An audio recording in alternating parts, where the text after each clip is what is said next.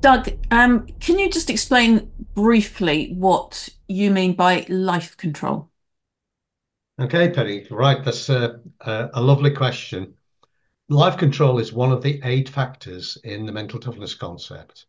And what it describes is the extent to which a person is mentally prepared to see themselves as a worthwhile person. It's describing self-worth. Um, and sort of in more popular language, it's really where the sense of can do sits.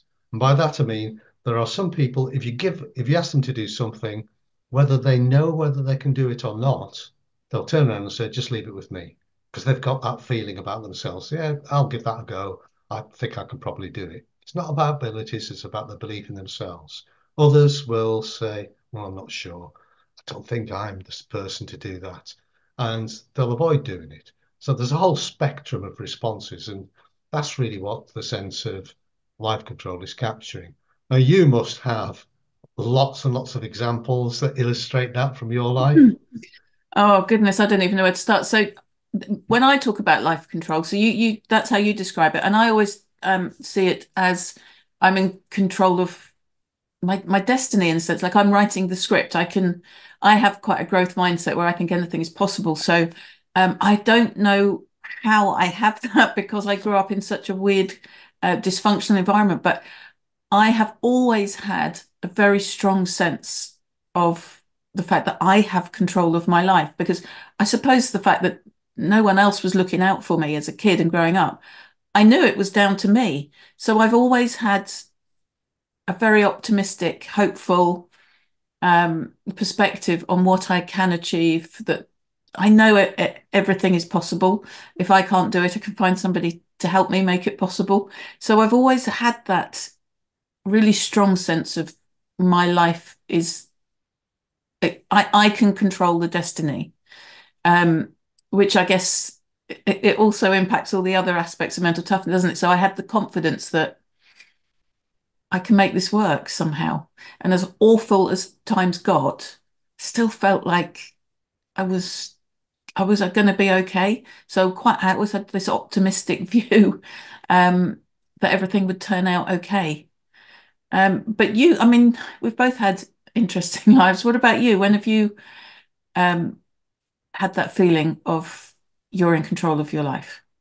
Well, in a sense, Penny, I was brought up by my parents were Polish immigrants or refugees after the Second World War.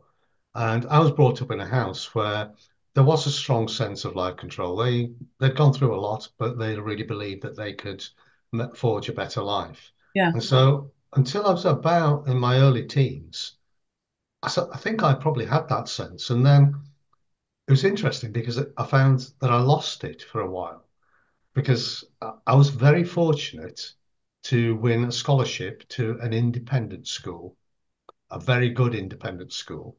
And going from sort of a crowd of people that I would know who were, I suppose, comparatively working class, nobody was wealthy, to then going to a school that was just everybody was wealthy. They never wanted for anything. And in those days that was quite a difference.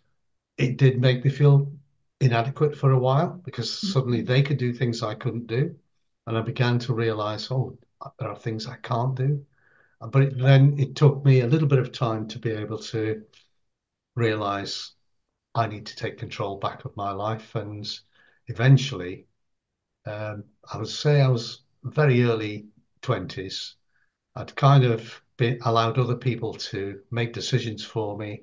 They really didn't work. And I thought, no, I've got to take control again. It's Yeah. me.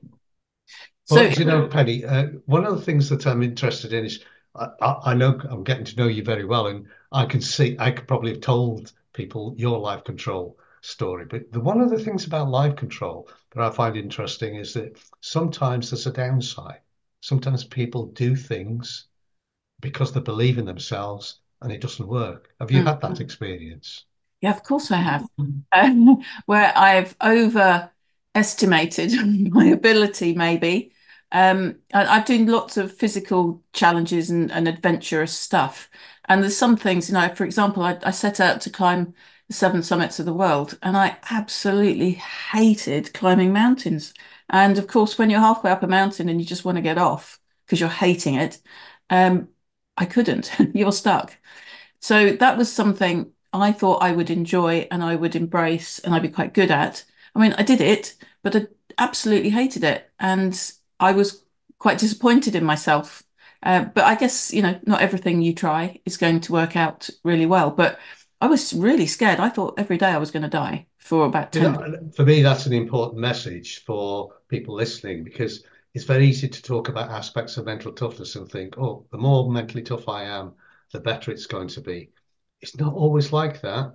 You can be very mentally tough and you can struggle and you can fail Yeah. because you overestimate yourself. I Yeah. think it's the self-awareness that matters. Yeah, and So, yeah, exactly that. And I've done that in all sorts of things throughout my life. I mean, I don't mind having a go at stuff, and it's not always going to work out, but I'm always going to learn something from whatever experience. So I just learned that I hate climbing mountains, well, basically. that's a very valuable comment to make as well, because in a later discussion we will talk about learning orientation, Yeah, and that's just one of the other things that we can leave people with.